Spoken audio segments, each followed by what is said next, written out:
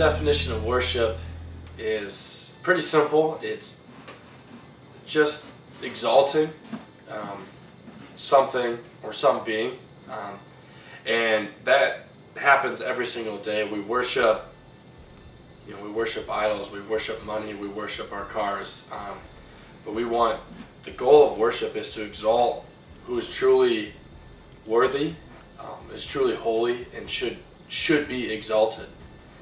And Jesus is who should be exalted. And so when I think of service and I think of worship, I want to worship and I want to exalt how Jesus does his ministry. He did his ministry differently than most people has ever seen or done before. How he approached people was just incredible. He didn't treat them as someone that needed help or just, he came to them, as a creation of God and just met their physical needs first. He didn't just start telling everyone that he was the Son of God, or that he was God, or that he was the Almighty and he was going to die for their sins soon. He came first and he met physical needs or psychological needs. He would meet them, by healing their vision, or giving them food, or feeding the hungry, and then he would share who he was through that act and what he was about. And that ministry and that way of doing and helping people should be exalted. That is what we should strive to want to do, is to meet people where they're at, help them with their physical needs, and then help them their psychological needs, and in hope that can help with their spiritual needs. The point of doing service, is to help kids, is to help people, is to help these adults in situations that need help or need a hand up. But that shouldn't just be the ultimate goal, to just the ultimate goal is to feed this kid or this. Those are really good things, but honestly, in the span of eternity, those are short term. Having a meal that day is awesome and it's a really good thing, but having a meal that day doesn't guarantee their eternity.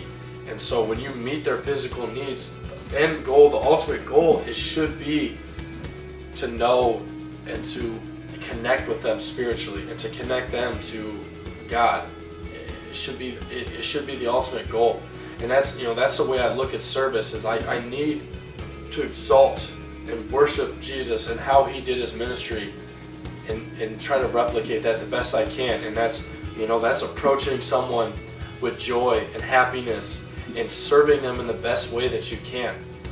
I see myself serving and worshiping when I'm at work. It's just bringing that joy and bringing that happiness to people that might not have it, especially doing a mundane job, working in a pizza place.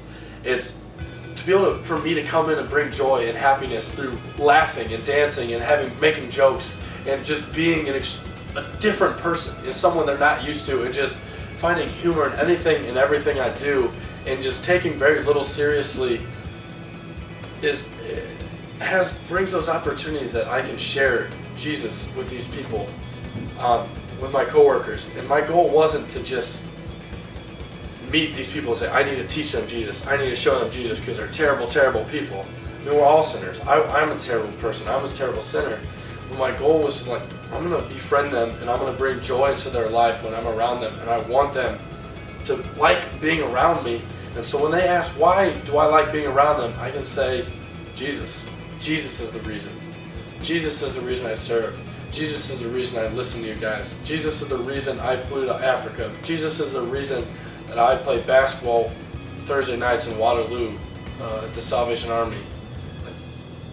That's the reason I serve. And that's who I want to worship. And that's worship to me.